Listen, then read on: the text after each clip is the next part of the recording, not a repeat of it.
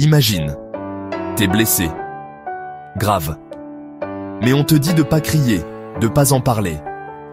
Parce que, soi-disant, ça fait pleurnichard. Absurde, non? Et pourtant, c'est pile poil ce qu'on reproche à l'Afrique quand elle ose évoquer l'esclavage et la colonisation. Mon meilleur pote africain m'a accusé de nous conforter dans un rôle de victime. Sa réponse, elle m'a refroidi, net. Et si ce déni, justement, c'était une des pires menaces pour l'avenir du continent? En 1960, l'Afrique devient libre. Entre guillemets, libre. Mais libérée de quoi en vrai? De frontières retracées à la hache, d'économies pillées, de cultures effacées.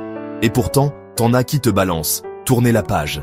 Mais comment tu veux tourner la page d'un livre dont on a arraché des chapitres entiers, hein? Si ta maison a cramé, ouais, tu reconstruis. Mais c'est qui paie les pots de cassés?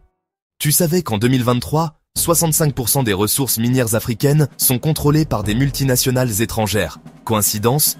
Ou c'est l'héritage d'un système conçu pour piller, pas pour construire? Hein?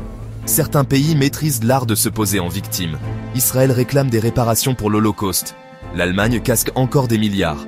L'Arménie obtient la reconnaissance de son génocide. Mais quand l'Afrique l'ouvre, on se fout de sa gueule. Pourquoi? Parce qu'elle est divisée. En 1952, l'Allemagne a versé 3 milliards de marks à Israël. Résultat, une alliance économique et politique en béton, solide. L'Afrique, pendant ce temps-là, elle mendie des prêts. Et attention, hein, avec des taux d'intérêt qui te saignent. Ironique, non? C'est un comble quand même. Alors, voilà comment l'Afrique peut vraiment s'imposer. Primo, l'éducation. Faut qu'on intègre la vraie histoire dans nos écoles. Pas pour faire la morale ou culpabiliser qui que ce soit, hein, mais pour qu'on comprenne vraiment ce qui s'est passé. Secundo, l'union. Imaginez un peu le truc. 54 pays qui débarquent, ensemble pour exiger les réparations. Tous ensemble. Tertio. Frappé fort et ciblé. Des campagnes choc sur les réseaux sociaux.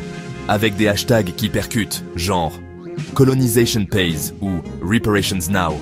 Carto, la négo, mais intelligemment. La compensation, c'est pas du cash sur la table, non.